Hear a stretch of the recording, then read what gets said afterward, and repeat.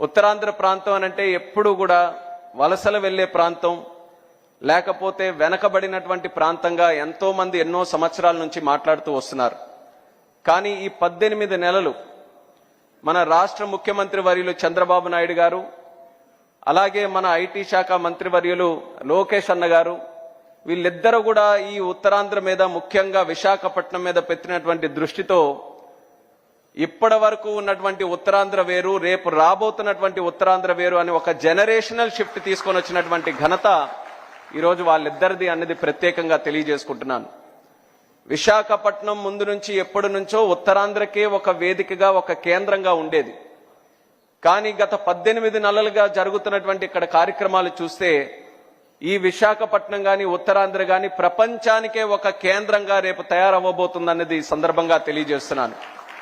అందులో ఏవియేషన్ తాలూకా పాత్ర కూడా చాలా ప్రాముఖ్యత కలిగినటువంటిది.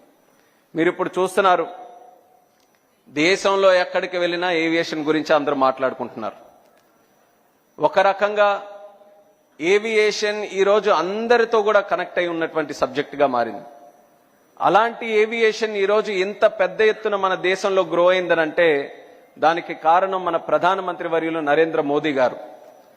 ఆయన 2014లో ప్రధానమంత్రి అయినప్పుడు ఈరోజు మనకి గోవా గవర్నర్గా ఉన్నటువంటి అశోక్ గజపతిరాజు గారు ఆ రోజు కేంద్ర మంత్రిగా ఉన్నారు. వాళ్ళిద్దరూ కలిసి ఆలోచించి ఆ రోజు ఒక పునాది వేసి ఏవియేషన్కి గత 10 సంవత్సరాలుగా ప్రతి సంవత్సరం 12% గ్రోత్ రేట్తో ఎదిగినటువంటి ఏకైక సెక్టర్ మన దేశంలో ఏవియేషన్ సెక్టర్ అని అంటే దానికి ఆ రోజు పునాది వేసినటువంటి అశోక్ గజపతిరాజు గారికి కూడా ఎంతో క్రెడిట్ చెందుతుందని కూడా ఈ సందర్భంగా తెలియజేస్తున్నాను.